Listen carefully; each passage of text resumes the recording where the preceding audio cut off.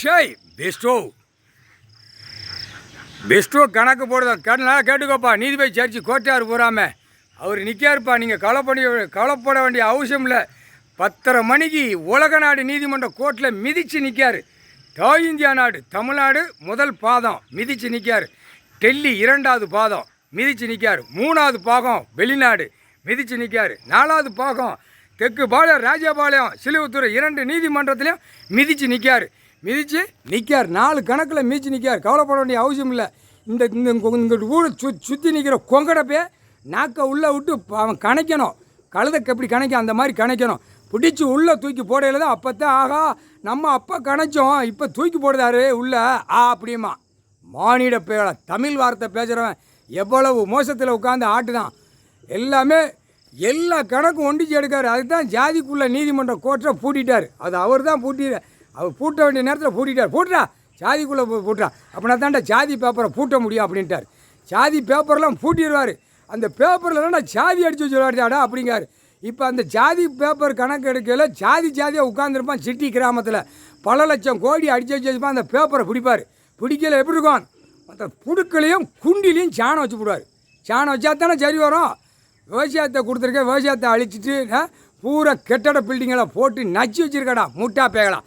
Tamil Nadu to Delhi, Delhi to Tamil Nadu பூரா நச்சு பேப்பரை விட்டு அடித்து வச்சுருக்கான்.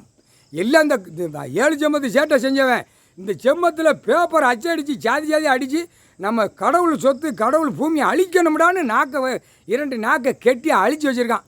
முட்டா பேலை ஒழுங்காக போடா. எல்லாமே வலை போட்டு பார்த்துக்கிட்டு வர்றாரு. அரசியல்வாதினா அப்படியே 3 கண்ணால் பார்த்துக்கிட்டு இருக்கார். சாம்பலாக்கி போடுவார். ஒழுங்காக போ அரசியல்வாதி. டெல்லியில் பாடுறா நீதிமன்றத்தில் அவர் நீதிபதியை எப்படி வேலைலாம் பண்ணிதான் பார்த்தியா.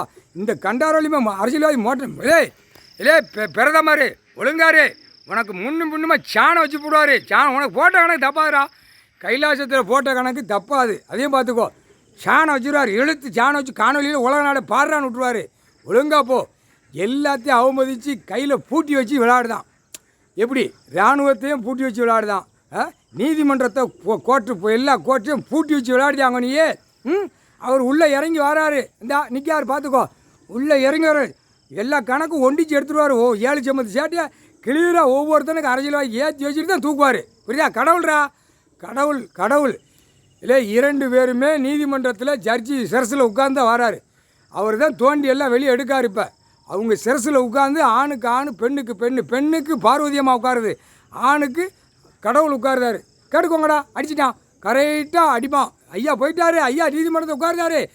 ஐயா அம்மா உட்காருதாங்க. ஐயா அப்பா எங்களுக்கு சந்தோஷம் அப்படின்னு அது நீதிக்கு போராடுது. எது ஆடு மாடு கோழி பறவைகள் நீதிக்கு போராடுது. அந்த கணக்கு கடவுள் தான் கொடுக்கணும். அடுத்த தின்னுட்டு அவன் பொண்டாட்டி பிள்ளைக்கு முன்னாடி பின்னாடி கழிக்காச்சுதான் கழிக்கிற இடத்துலையும் முன்னாடி மோளது இடத்துலையும் சாணம் வச்சு போடுவார்.